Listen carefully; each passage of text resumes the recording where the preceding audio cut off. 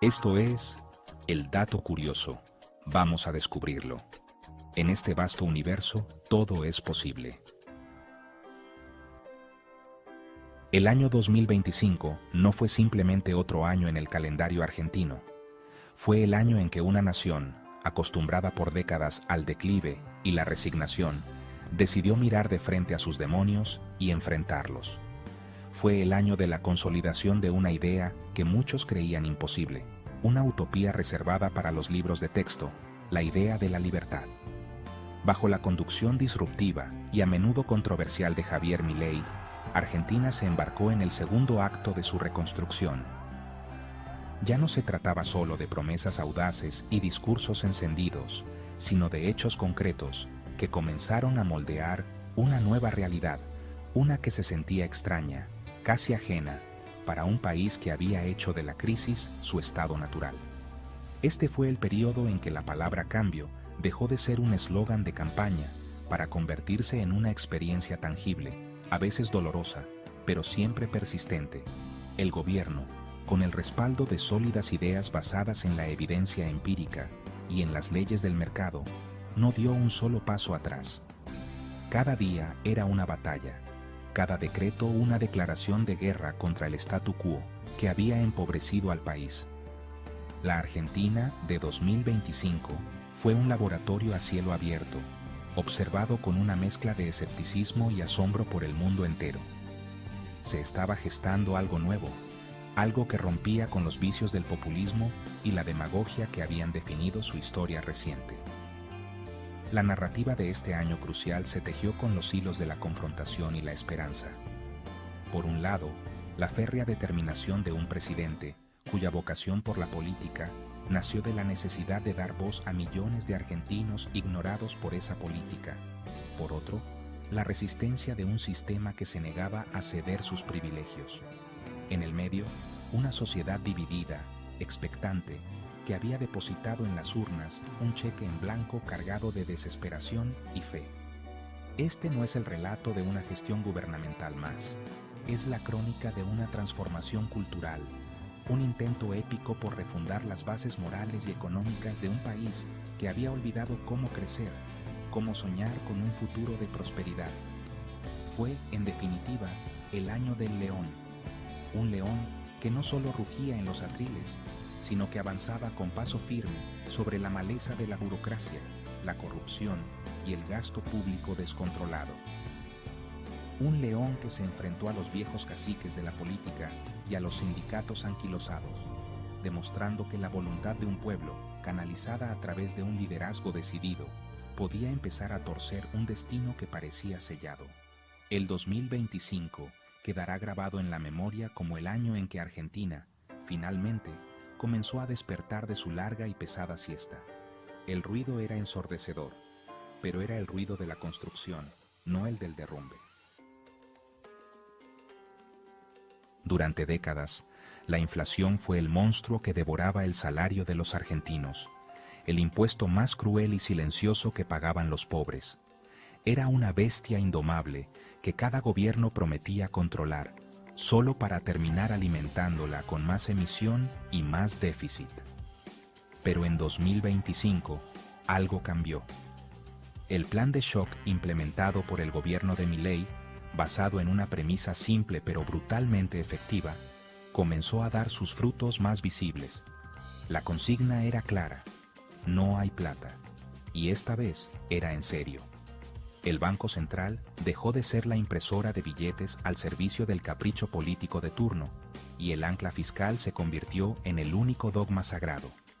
El resultado fue casi milagroso para una economía acostumbrada a los 3 dígitos. La inflación, que había superado el 200% anual en los estertores del gobierno anterior, inició un descenso vertiginoso y sostenido. Para fines de 2025, las proyecciones la ubicaban en torno a un 30% anual. Una cifra todavía alta para cualquier país normal, pero una victoria épica para Argentina. La gente volvía a mirar los precios con cierta previsibilidad. El tipo de cambio, otro fantasma que aterraba a los ciudadanos, encontró una estabilidad inesperada. Se estableció una banda cambiaria ajustable que navegaba en torno a los 1.400 pesos por dólar, poniendo fin a la esquizofrenia de las brechas y los múltiples dólares. Este logro no fue magia, sino la consecuencia directa de una disciplina de hierro. El gobierno defendió el superávit presupuestario como si fuera la última trinchera de una guerra santa. Por primera vez en 14 años, las cuentas públicas mostraban un saldo a favor. Este superávit no era solo un número en una planilla de Excel, era un mensaje poderoso para los mercados y para la sociedad. Era la prueba de que Argentina podía vivir con lo suyo, de que el ciclo vicioso de gastar más de lo que se tiene y financiarlo con la maquinita o con deuda podía romperse. La estabilidad macroeconómica dejó de ser una promesa lejana para convertirse en una realidad palpable. Claro que el camino fue arduo, el ajuste fiscal fue profundo y doloroso, y su costo social se sintió en los bolsillos de muchos. Pero la estrategia del gobierno consistió en mostrar que ese sacrificio tenía un propósito claro: matar a la bestia inflacionaria. La estabilidad del dólar y la desaceleración de los precios comenzaron a reconstruir un horizonte de previsibilidad. Los comerciantes podían volver a proyectar sus costos, las familias podían intentar ahorrar, y la economía, lentamente, comenzaba a salir de la terapia intensiva. La domadura de la inflación no fue solo un logro económico, fue la recuperación de una mínima dignidad cotidiana. El primer año de gobierno de Milei había sido una lucha solitaria, un ejercicio de poder presidencial a fuerza de decretos y vetos ante un Congreso hostil. Pero las elecciones legislativas de octubre de 2025 cambiaron el tablero de juego de manera decisiva. La Libertad Avanza, contra todo pronóstico de los analistas tradicionales, obtuvo una victoria contundente con más del 40% de los votos a nivel nacional. El mensaje de las urnas fue inequívoco. La sociedad no solo respaldaba el rumbo, sino que le exigía al presidente que profundizara las reformas. La gente le dio al león las garras que necesitaba para pelear en el barro del Parlamento. Con esta nueva correlación de fuerzas, que se haría efectiva a partir del 10 de diciembre, el panorama político se transformó. Si bien la Libertad Avanza y sus aliados no alcanzaron una mayoría automática, obtuvieron el músculo suficiente para negociar en una posición de fuerza, sostener los vetos presidenciales y, sobre todo, construir los consensos necesarios para avanzar con la segunda generación de reformas estructurales. El Congreso, que había sido un bastión de la resistencia kirchnerista y de la vieja política, se vio obligado a escuchar el rugido que venía de las urnas. La ley de bases, que había naufragado en el pasado, ahora tenía una nueva oportunidad. La consolidación política no fue un camino de rosas.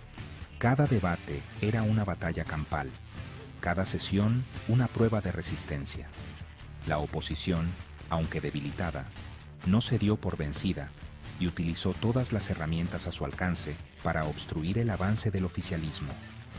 Las negociaciones con los bloques provinciales y los sectores más dialoguistas de la oposición fueron intensas y complejas. Pero el gobierno había aprendido la lección del primer año.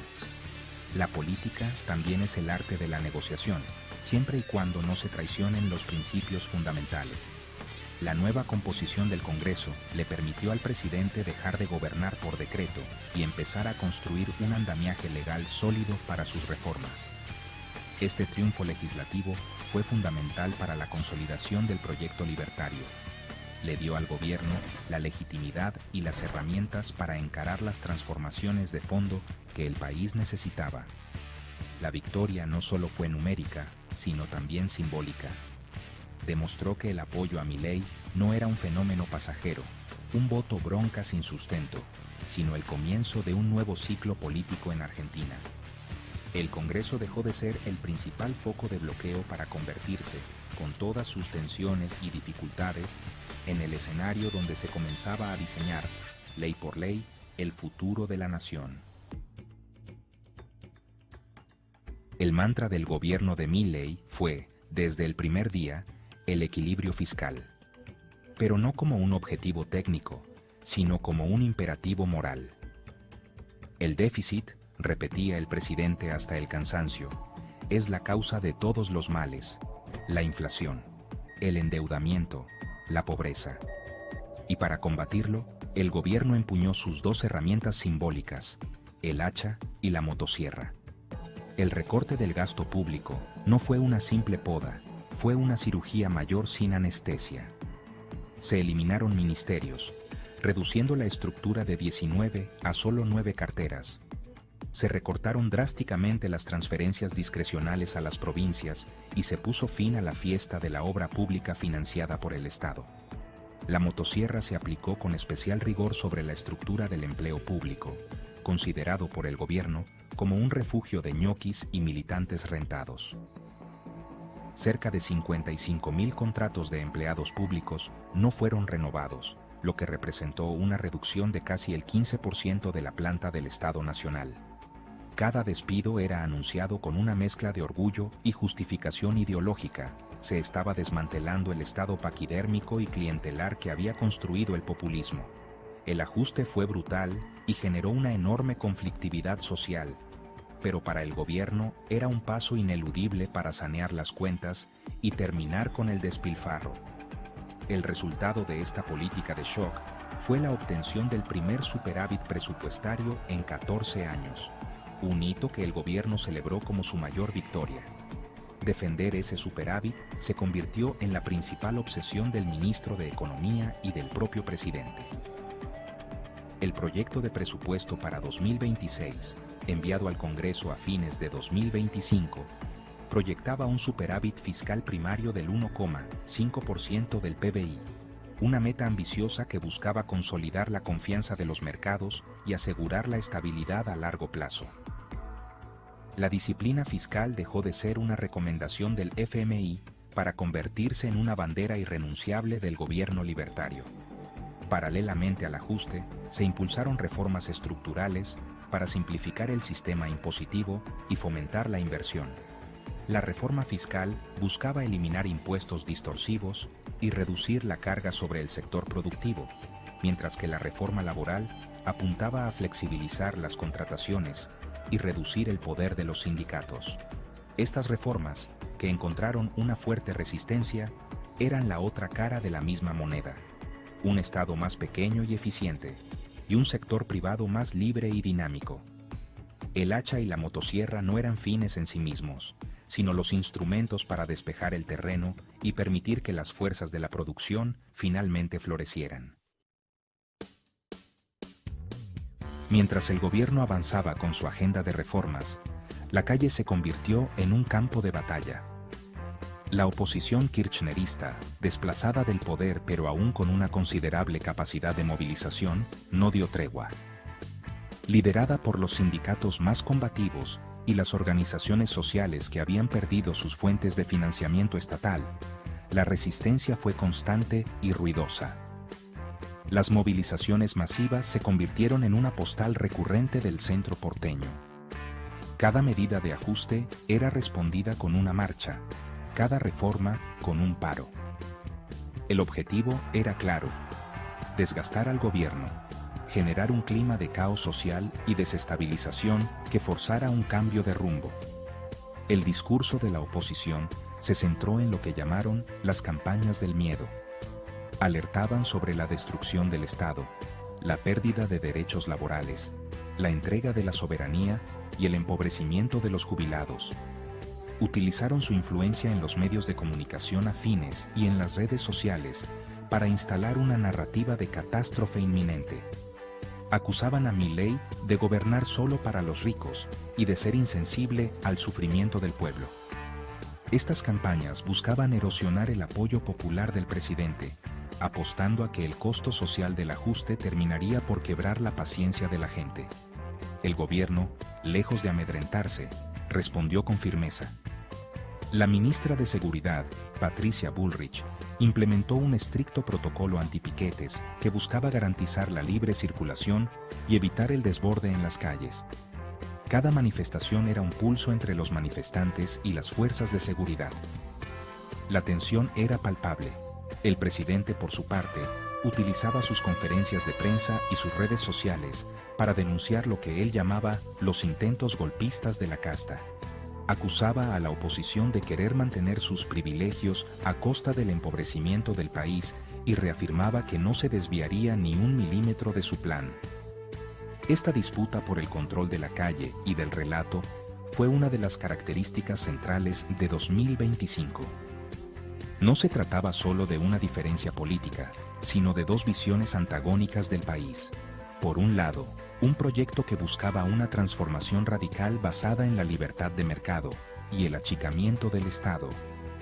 Por otro, la defensa de un modelo populista y estatista que se negaba a desaparecer. La tensión social fue el telón de fondo de todas las reformas económicas y políticas. Fue la demostración de que cambiar Argentina no era solo una cuestión de leyes y decretos, sino una profunda batalla cultural contra un pasado que se resistía a morir. En un mundo cada vez más polarizado, el gobierno de Javier Milei tomó una decisión estratégica clara desde el primer día: alinear a Argentina de manera inequívoca con las democracias occidentales, y en particular con Estados Unidos. Este realineamiento geopolítico, que rompió con la ambigüedad y los coqueteos con regímenes autoritarios de gestiones anteriores, comenzó a rendir frutos tangibles durante el año 2025. El respaldo de las principales potencias del mundo libre no fue solo discursivo, sino que se tradujo en un apoyo financiero crucial para apuntalar el frágil programa de estabilización económica y generar la confianza necesaria para atraer inversiones. Un hito fundamental fue la consolidación de la relación con Washington. Con la administración Trump nuevamente en la Casa Blanca, la sintonía política e ideológica fue total. Este alineamiento se materializó en un apoyo sin precedentes. Estados Unidos comprometió un paquete de ayuda de $20.000 millones a través del Exchange Stabilization Fund, un mecanismo raramente utilizado que demostraba el fuerte interés norteamericano en el éxito del plan argentino. A esto se sumó un swap de derechos especiales de giro por $870 millones, una señal contundente de confianza que calmó cualquier atisbo de corrida cambiaria. El Fondo Monetario Internacional, históricamente visto como el villano de la película en Argentina, cambió su rol bajo esta nueva administración. En abril de 2025, tras meses de duras negociaciones y el cumplimiento estricto de las metas fiscales, se firmó un nuevo acuerdo por $20.000 millones. A diferencia de programas anteriores, este acuerdo no fue percibido como una imposición, sino como un respaldo a un plan diseñado por el propio gobierno argentino. El FMI elogiaba públicamente la audacia y la consistencia del programa de ajuste, convirtiéndose en un aliado inesperado en la defensa de la disciplina fiscal.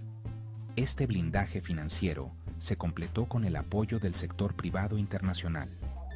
Wall Street, que había mirado con desconfianza a Argentina durante años, comenzó a ver el programa de Javier Milei con buenos ojos.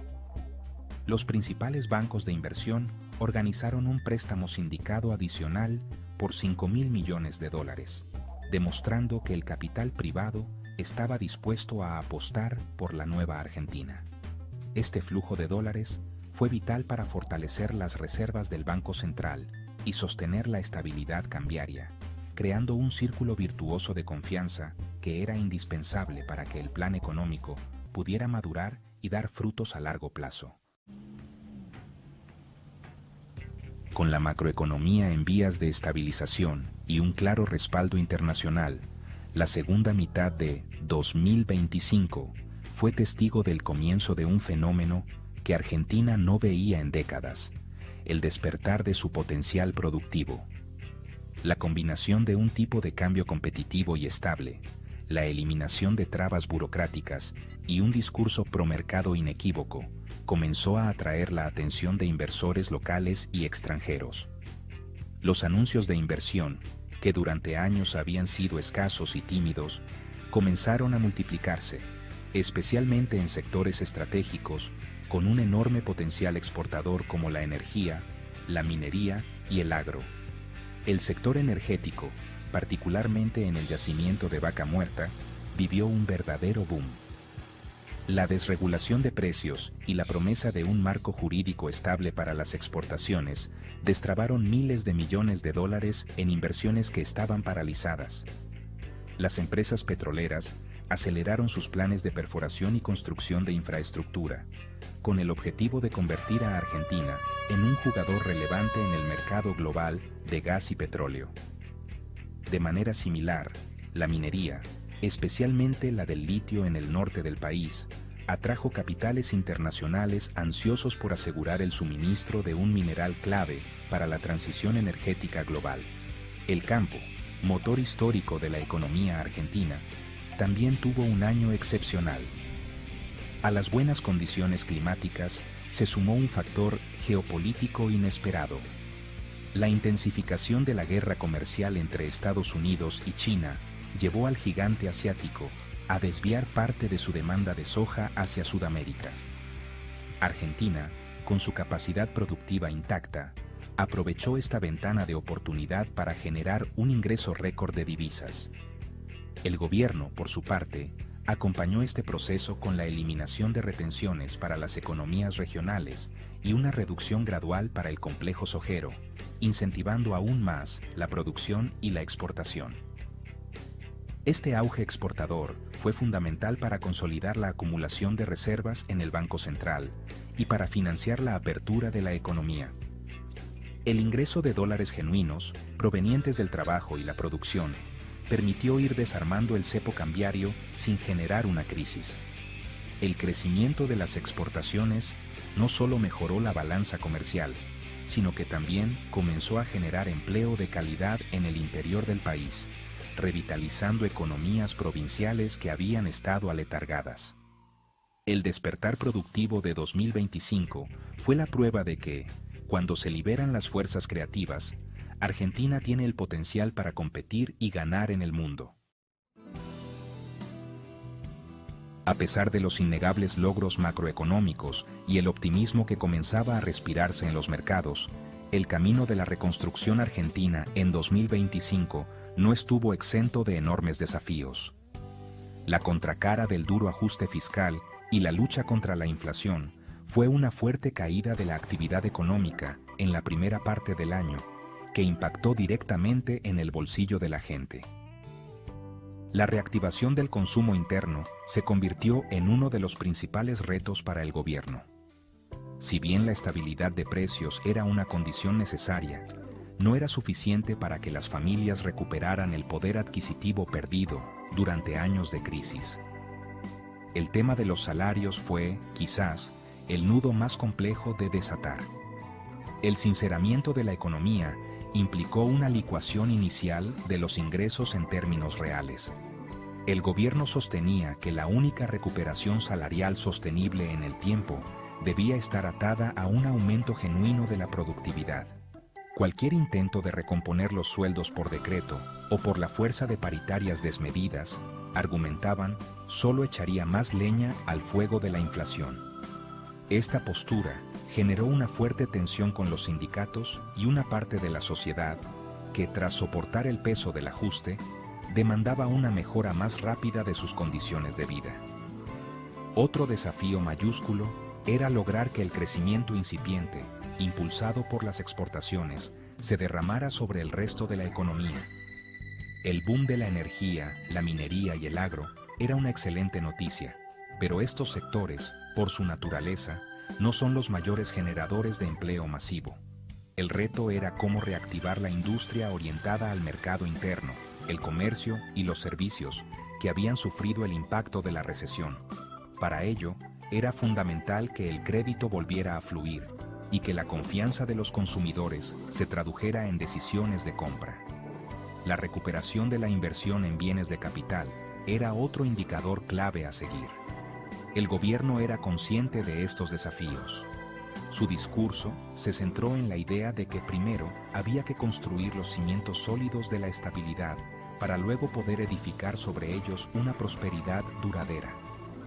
La paciencia de la sociedad era el capital político más valioso y a la vez el más volátil. El desafío para 2026 y los años siguientes era claro: transformar la estabilidad macroeconómica en bienestar microeconómico. Lograr que los números del superávit fiscal y las reservas del Banco Central se sintieran en la mesa de cada familia argentina.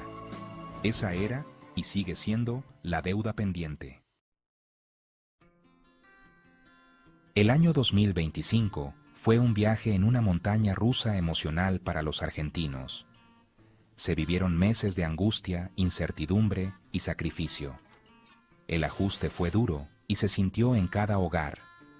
Sin embargo, a medida que el año llegaba a su fin, un sentimiento comenzaba a prevalecer por sobre el resto: la esperanza.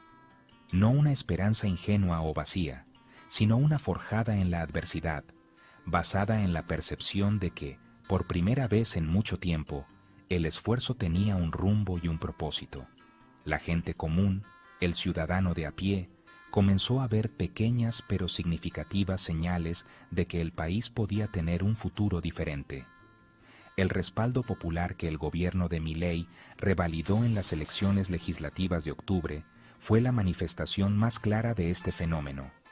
A pesar del costo social del plan económico y de los constantes ataques de la oposición, una mayoría silenciosa decidió dar un voto de confianza. Fue un veredicto popular que premió la coherencia y la valentía, y que castigó a quienes apostaban por el fracaso y el regreso al pasado. La aprobación del presidente, que se mantuvo sorprendentemente alta, cerca del 50%, a lo largo de un año tan difícil, desafió todas las lógicas de la política tradicional. La gente parecía entender que no había soluciones mágicas. Esta esperanza no solo se palpaba en las encuestas, sino también en las conversaciones cotidianas, en la actitud de la gente. Se percibía un cambio cultural, un hartazgo con la cultura de la queja y el subsidio, y un resurgimiento del valor del esfuerzo personal. Muchos argentinos, especialmente los más jóvenes, abrazaron el discurso de la libertad y el mérito como una bocanada de aire fresco. La idea de que el futuro dependía más del propio trabajo que de la ayuda del Estado comenzó a ganar terreno. Era el inicio de una transformación profunda que iba más allá de la economía y se adentraba en el terreno de los valores. El 2025 cierra, entonces, como un año de consolidación. El año en que un proyecto audaz y disruptivo demostró que era viable. Un año en que Argentina le mostró al mundo y a sí misma que es capaz de levantarse de sus cenizas. Quedan enormes desafíos por delante. El camino es largo y sinuoso, y nadie tiene garantizado el éxito. Pero la semilla de la esperanza ha sido plantada en tierra fértil. La sociedad ha dado su veredicto y ha elegido, una vez más, mirar hacia adelante. Es todo por hoy. ¿Vos qué pensás? No olvides darle un me gusta, suscribirte y activar la campanita para recibir notificaciones sobre más videos interesantes. Esto ha sido El Dato Curioso. En este vasto universo, todo es posible.